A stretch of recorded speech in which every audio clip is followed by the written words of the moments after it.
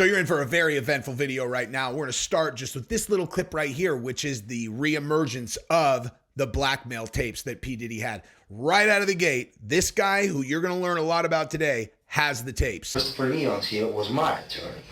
They asked me to turn in that, which was the video recording, and I did so.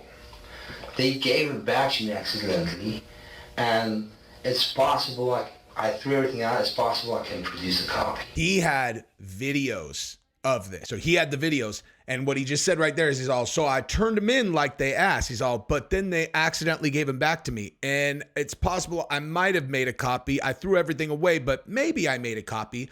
So in both cases, whether they accidentally gave it back or he made a copy, he is indicating very clearly that he's got those tapes. So when a person makes an outlandish accusation, especially after they just went into a public place and started shooting at people, you generally are like, I don't know how credible this is. But when you have 6 years pass and one of the craziest claims that he made ends up being 100% verified, and it is a very detailed thing that he said, you have to go back and say, well, what else did this guy say?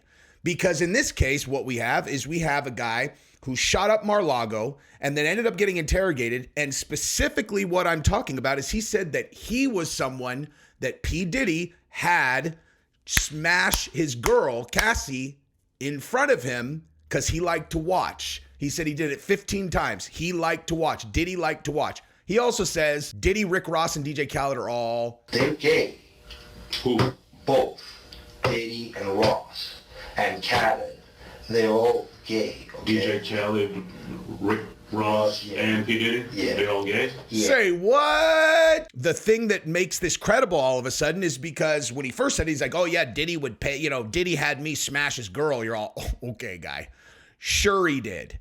And then now we know for 100% sure that is true. Diddy ordered ex-girlfriend Cassie to hire black male prostitutes and cover herself in oil while he filmed the trysts he called freakouts at hotels, including Trump International and NYC lawsuit claims.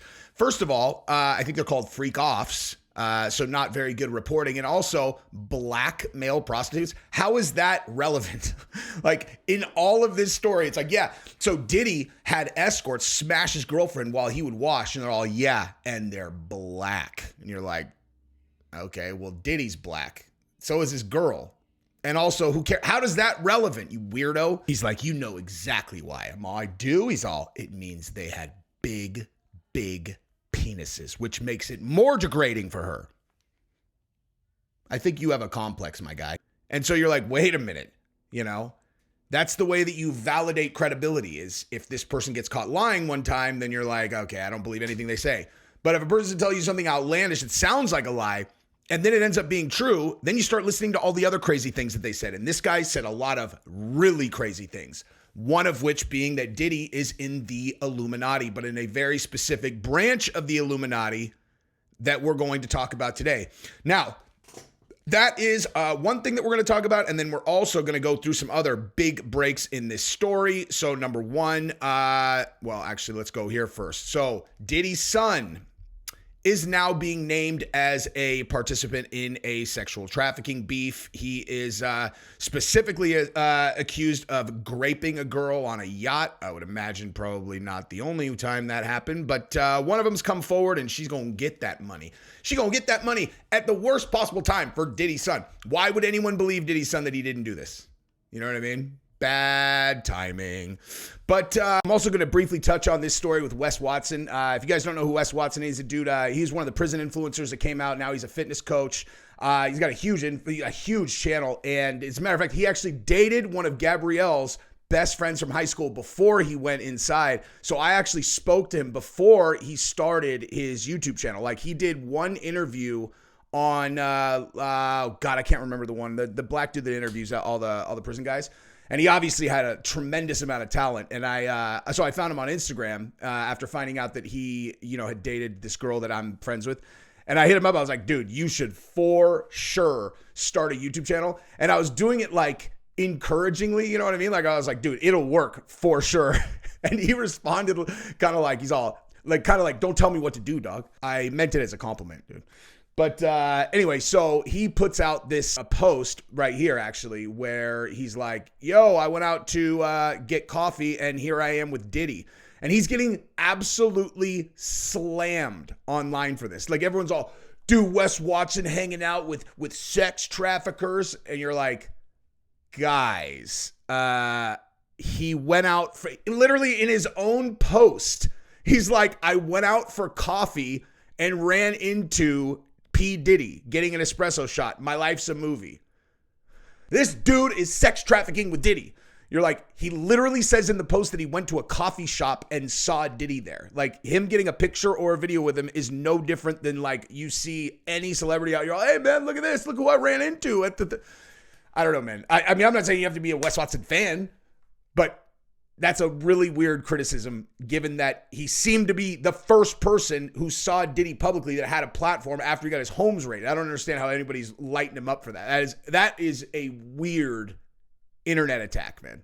Then we also have this over here. We got Diddy's son's attorney, who, by the way, he hired the same attorney that John Gotti Jr. Had. And honestly, John Gotti Jr. is not in prison, so apparently he had a pretty good attorney. And so this attorney is basically stating that they dirtied the jury pool publicly by intentionally letting the press know that they were going to execute those search warrants and thus making as many people as possible believe that Diddy and his son are guilty prior to the case going to court. And there is certainly some truth to that. Of course they're going to do, like I said every time, they don't do these raids if they're not going to bring a case. And so they're already thinking about winning the case. This entire thing is about winning. How do the feds win? They put you in prison. How do you end up in prison? A jury convicts you.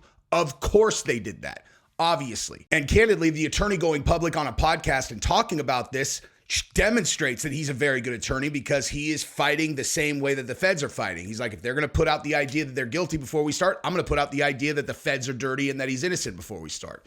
So I love this stuff. So we're going to talk about that as well. But we're going to start with the potentially crazy guy, but maybe not so crazy after all, who says that Diddy's in the black version of the Illuminati, that he's gay, that he is having sex with men, that he is doing all kinds of other things. He talks about Trump a little bit in there, and he says some things that you're going to want to hear, so we're going to start right there. All right, let's get weird. Let's listen to this guy, and we are going to discuss some of the most outlandish things that he says. Yeah. Gotcha. All right. Khaled is a Hamas supporter. Okay. Who supporter? Hamas. Hamas. Yeah. Sorry, I said it wrong. No worries. Hamas supporter. Okay. Okay, so right there, let's just stop right there. DJ Khaled is a Hamas supporter. Well, in 2018, okay, again, this is one of those things, like in 2018, that's a pretty weird thing to just throw around, right? It's like, no, who's paying super close attention to Hamas in 2018? I mean, obviously Hamas is a very visible group in Palestine, but like for this guy to throw that out seems like there's probably some kernels of truth there, right? So DJ Khaled, not necessarily supporting Palestine, but supporting Hamas specifically, which probably means sending money. Actually, I don't know that. That is a ridiculous accusation. I don't even know why I said that, but maybe that's what he meant, you know? Seems notable. Let's continue. Sex with Cassie and Sean. Basically, he would masturbate and tell me what to do with Cassie. I had like 15 encounters, and I heard a lot. That's correct. He did say that he had sex with Diddy also. So that's the part that we know is true, right? We know that that is true because we just went over it right there, okay? R&B legend Cassie filed a lawsuit in Manhattan's Federal District Court on Thursday accusing Sean Diddy Combs of rape and repeated physical abuse, claimed that he forced her to have sex with multiple male prostitutes while he watched, masturbated, and recorded exactly what this guy said. Exactly what this guy said. Cassie was allegedly required to dress up in lingerie, wear white nail polish to contrast with the skin of the black sex workers, and cover herself in oil. Damn, that is hot as a buck. But anyway, so another claim this guy's made that sounds credible. Aside from him not being, technically, I don't know, whatever. Again, I don't know why they even made the thing. It's like him with black escorts. If Diddy's that big of a freak, he probably likes to mix it up. He's like, let's do one black, let's do one Latino, let's do one white boy. Make sure he's hung like a donkey. How do I know this? Yeah, that's what I want to know. How do you know this? Do you know Sean Combs? Puff Daddy. Yeah. P-Diddy, whatever you call himself these days. Yeah, go ahead. Yeah, he's part of what's called the Boule. The Boule is a branch of the Illuminati. Okay. It's the black people. Okay. I'm from Africa, so I'm not a racist. Okay. Okay, you're my brother, so I like black people. Okay. I love that, dude. I'm from Africa. You're my brother, so I love black people. You're like, guys, let me I'll just pause there super quick. Relax, just scale it back. I don't understand why every person thinks they need to qualify. Like, listen, I am not racist. I don't get, of course you're not. Of course you're not racist unless you're a fucking idiot, okay? Only morons are actually racist. And so people think they need to qualify that. It's like, are you sure you're not racist? Because that thought never even crosses my mind. It was like, I better put out listen, if we're talking about blacks, I better put out some form of credible disclaimer. Like, hey, listen, just so we're clear, man, I would be totally fine with my daughter marrying a black person. They're like, okay. Also, I have black friends. They're like, no one asked you a question about that. I'm just saying. I don't want you to get the wrong idea that I'm racist. Why would we have gotten that idea? Fucking weirdos. Anyway, let's continue. My mom, I was raised by an African woman in my house, okay? She was just a servant, but she was she took care of me. Oh, by the way, I think I glossed over the more important part of this, which was Diddy's part of the Black Illuminati. The black version, or the black branch of the Illuminati. See, that's one thing. Dude, we got the black people have come up in a big way. If the Illuminati has a branch specifically for black people now, that means they are balling out. They get their own branch of the Illuminati. Very impressive. Okay, how do I know this? Yeah, that's what I want to know. How do you know this? Do you know Sean Combs? Puff Daddy. Yeah. P-Diddy, whatever you call himself these days. Yeah, go ahead. Yeah, he's part of what's called the Boule. The Boule is a branch of the Illuminati. Okay. It's the black people. Okay. I'm from Africa, so I'm not a racist. Okay, you're my brother, so I like black people. Okay. My mom, I was raised, and he belongs to that agenda. That's why he's so famous. They land all the contracts. It's his attorneys, which are Mark Garagos and Ben Mercedes.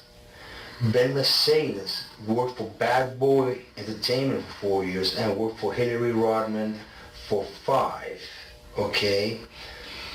When I take Sean the threat of death on me, okay? I don't have it, but I can make it available under secrecy. That means that I wouldn't be liable because I don't want to be getting framed for anything, okay? All right. I had sex with Cassie and Sean. Basically, he would masturbate and tell me what to do with Cassie. I had 15 encounters, and I heard a lot of business. Because what they would do is Sean talks a lot on the phone and on the TV with speakers and stuff, and I was like a sex slave, okay? For them, that's what I was. That's all right? I caught herpes, and I came back and I sued him for the herpes and won. But Mark Garagos and Ben Mercedes were his attorneys, okay? So let's stop right there. So he said that he was a sex slave for Diddy, and throughout that he heard Diddy talking on the phone all the time because he would be doing business while he's watching this, and he got herpes from these freak-offs, which he sued them for, and he won. So. And Christopher Leon's here was my attorney. They asked me to turn in that, which was the video recording, and I did so. They gave it back to me accidentally, and it's possible, I threw everything out, it's possible I can produce a copy. So let's just re-go over that real quick. So he had videos of this, right? Remember Cassie talked about the videos? So he had the videos, and what he just said right there is so I turned him in like they asked. But then they accidentally gave him back to me. And it's possible I might have made a copy. I threw everything away, but maybe I made a copy. So in both cases, whether they accidentally gave it back or he made a copy, he is indicating very clearly that he's got those tapes. Okay? This crazy fuck has those tapes. Very, very impressive. But yeah, so I don't really know exactly what that means. But something tells me that Diddy got on the wrong side of the Illuminati, and that is why this is happening. Because generally speaking, if you can keep Jeffrey Epstein under wraps for the amount of years that they did, given that every person on planet Earth who has any power whatsoever knew what he was doing, and his was about kids, you got to figure that if they wanted to protect Diddy, they would. So that's the thing about interacting with these global elites, man. You have a lot more chances to fuck it up with them. You know, you're in the mix. Make sure you stay in line, dude. These are very powerful people. They can destroy you, and destroy you not in a way where, like, you know, it doesn't hurt. It's like take you from living like Diddy to living the rest of your life in a box. You know, we're going to lock you in this room forever now. How you like them apples? I thought I had a free license to do whatever I wanted. You're like, no, you did. But then you fucked it up, guy.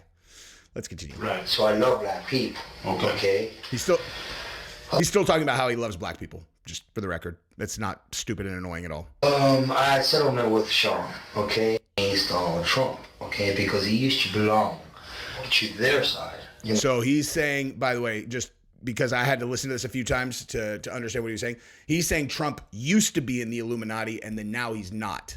He used to belong to that illuminated group that I told you about, which is an elite group, okay, of individuals which run the whole country. All right. World. Basically, what I did you tell him did you explain to him about the message? Or No, please. What's hilarious too is these detectives back then think this guy is talking batshit nonsense. So they're like, oh yeah, you know, that's what I'm trying to figure out. It's hilarious how they kind of shine him on, even though now we know probably not talking nonsense. But the detectives are just, they think they're talking to a raving lunatic. On Thursday, turning to Friday, basically, I went to Donald Trump. I went through the gates. I took I jumped the fence, and I took the American flag, I put it in the front desk, and I blew the chandelier. Okay, I'm sorry, let me rewind. So what he's talking about is the reason he's in the box right here is because he, let me see what the timestamp is. We're at 3 minutes. Okay, so look. So this video at the beginning, this is him at Mar-a-Lago ripping around, shooting up one of Trump's properties, and then he gets in a shootout with the cops. So watch this. This is him.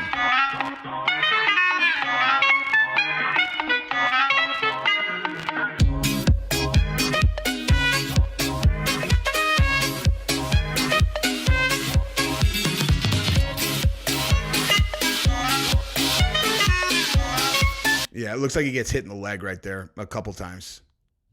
Yeah, he got shot in the leg for sure.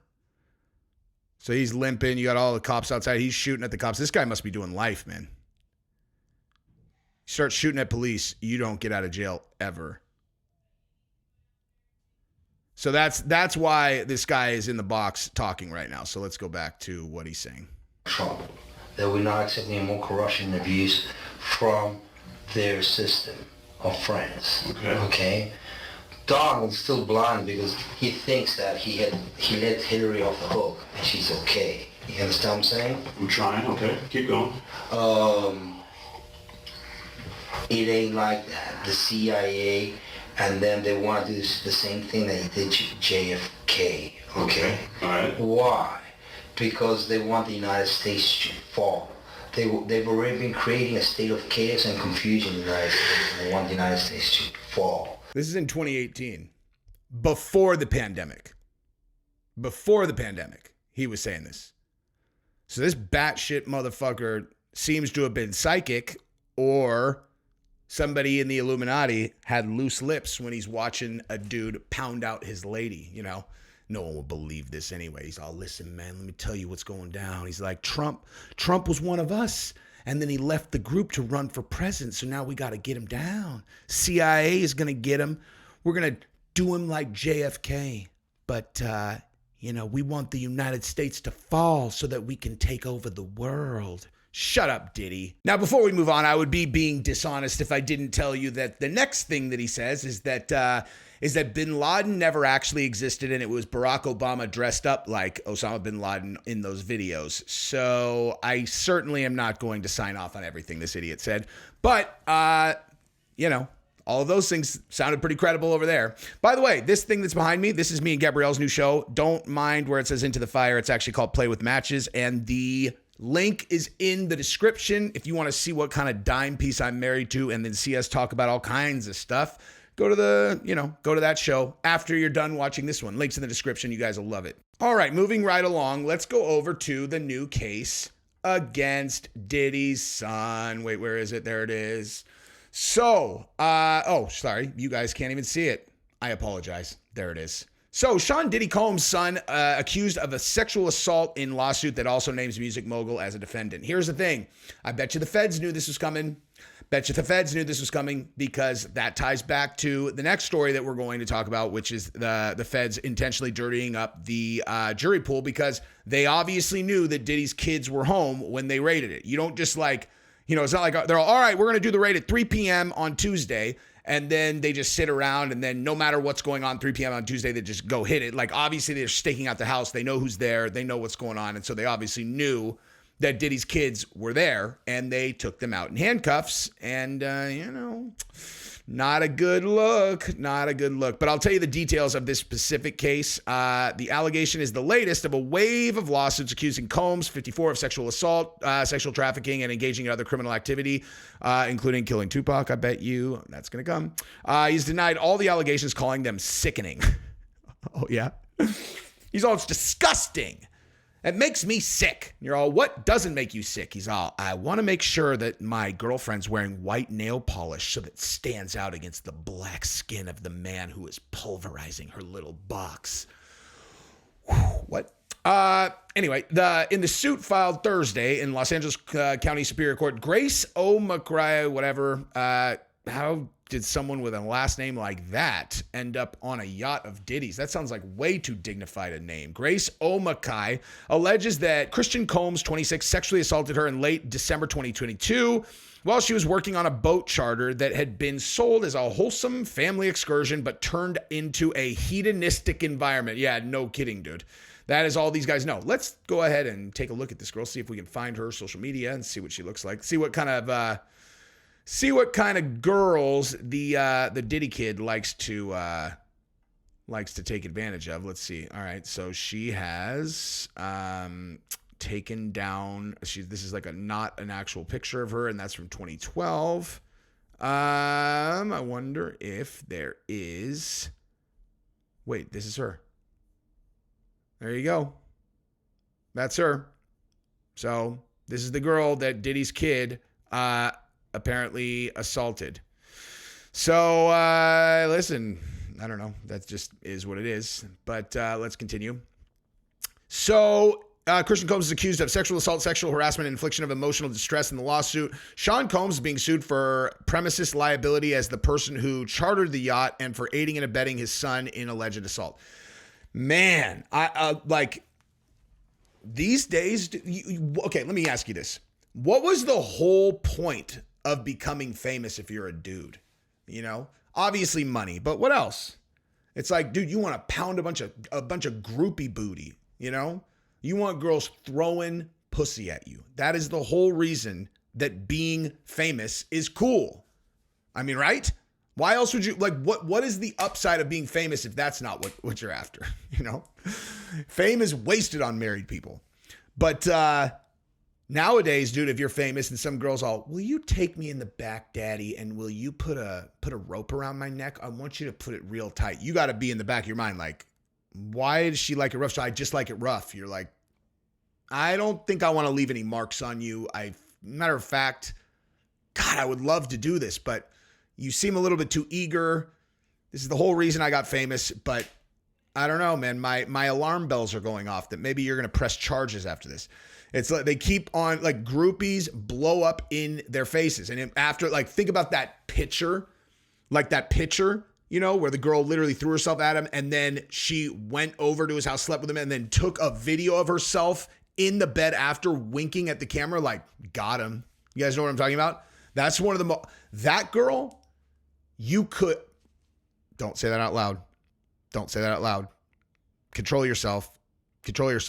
Let's just say, I would like to take a doll, a human-sized doll, and hang it by its feet, You know, like the game Hangman, where you're like, do you have any bees? And they're all no bees, and then you draw the thing. So like think Hangman, but then tie a rope around their feet instead, and then hang them upside down, and then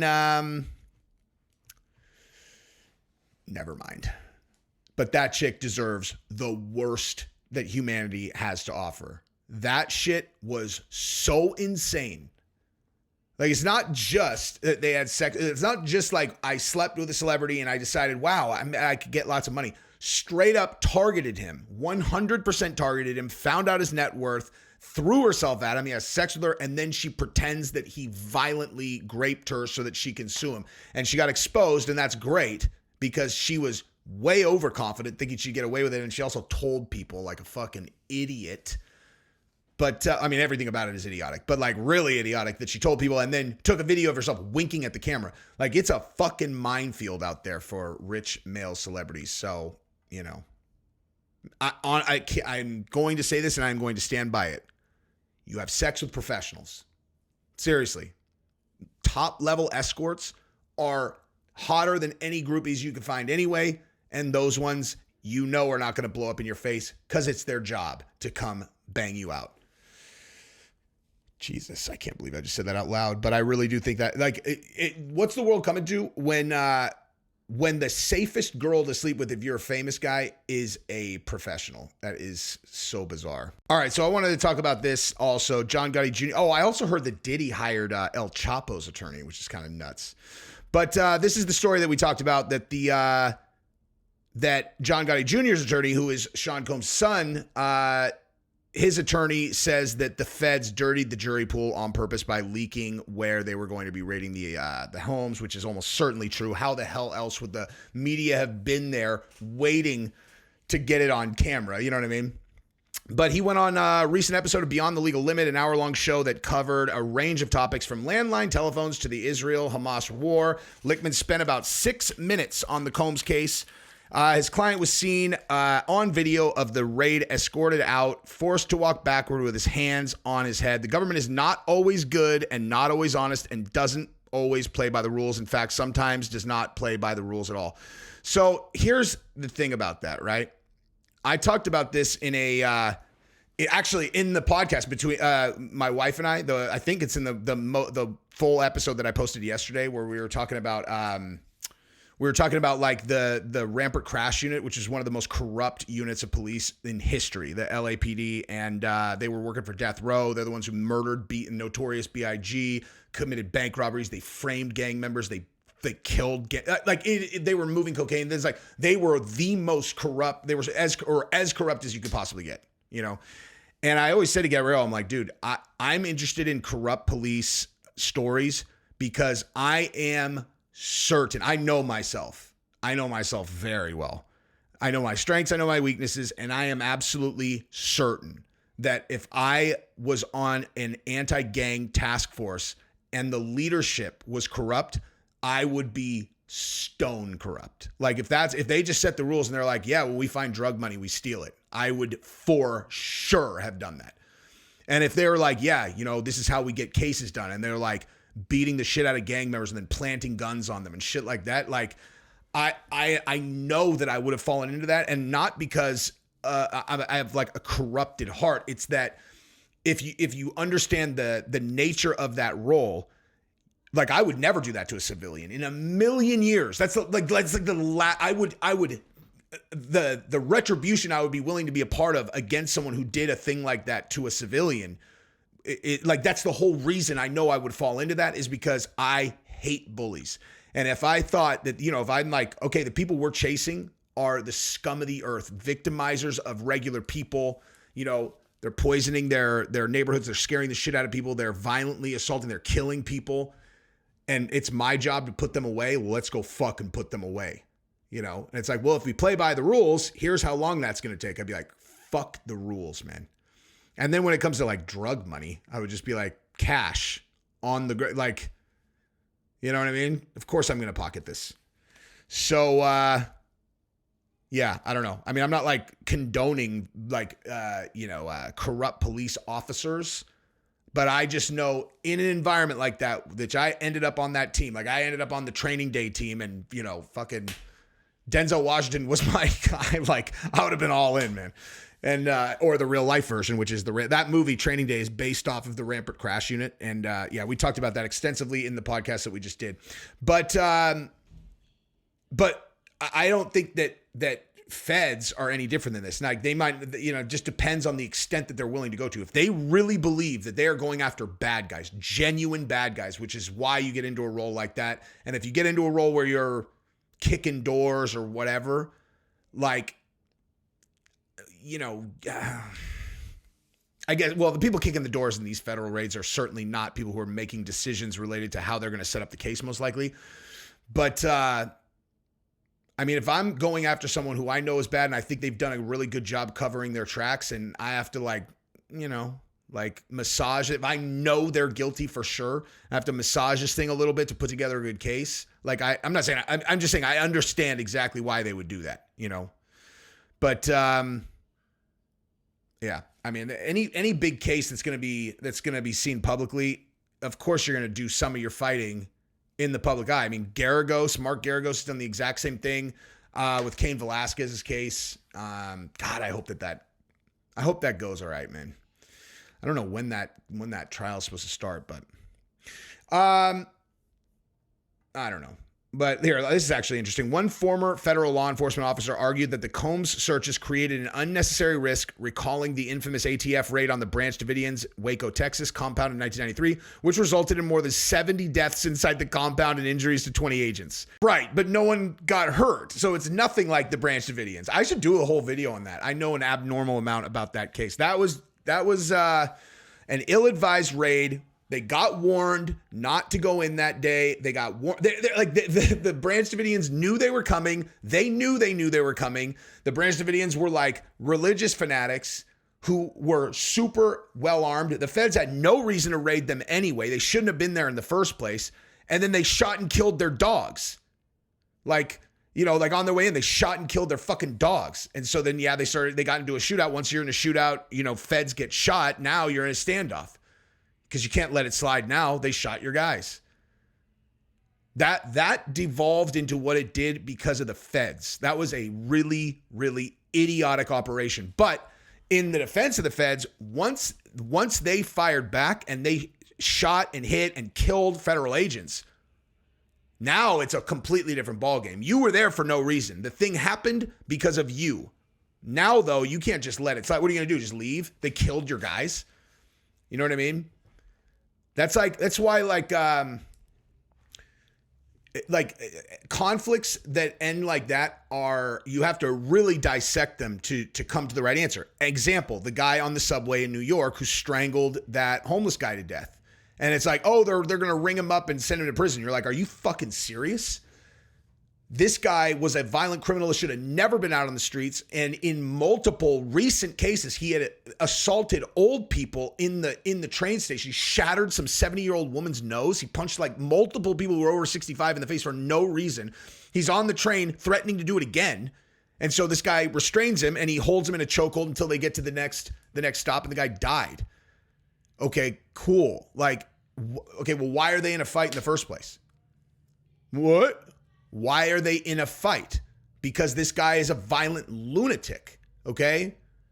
The only reason this other guy is in any kind of physical altercation is because he's defending other people, right? If this weirdo, lunatic, brain damage, like psycho is not on the train, then no violence happens, okay? So if that's the case and there is no justified reason for them to be there, like law enforcement executing what probably is a search warrant that should not have been granted, but they did get granted the search warrant. So you can kind of like, there's a way to be like, look, you guys got killed. Well, now this changes things. But in the other case on the train, it's like, this guy's a violent psycho who should never be on the street. And you because of your failed policies, force this guy into a position where he has to defend the public since you won't do it. And then because this unhealthy crackhead ends up dying, you're going to put that guy in prison. So this guy doesn't go to prison for assaulting all these people, but then you're going to put that guy who defended them in prison because it went sideways. That right there is why anybody who votes for these people, you vote for people in these cities. I'm talking city government. Like, dude, district attorneys get elected, right? They get funding. You should always be looking at where they get their funding from. And if it is in any way connected to George Soros, and if you think that that's some kind of conspiracy theory, you need to do better research. If it's in any way connected to a Soros-funded organization, you need to not vote for those DAs unless you like crime, unless you like violent criminals coming after you, because you can speculate about their motives. I'm not even here to do that. What I can tell you is every single one of these guys who gets elected into these roles in these cities, if it's backed by Soros, they will not prosecute anyone. They do these insane policies that lead to the destruction of these cities.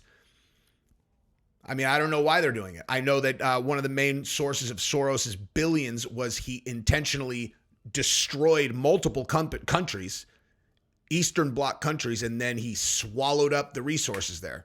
Is he trying to do that in the United States? I don't know, but that is definitely a fact, and it's not a Democrat or Republican thing. That is just a fact of life. So wake the fuck up. Anyway, so go check out me and Gabrielle's show. The link is in the description. You guys will love it. And subscribe to the channel if you haven't yet. I love you guys. Bye.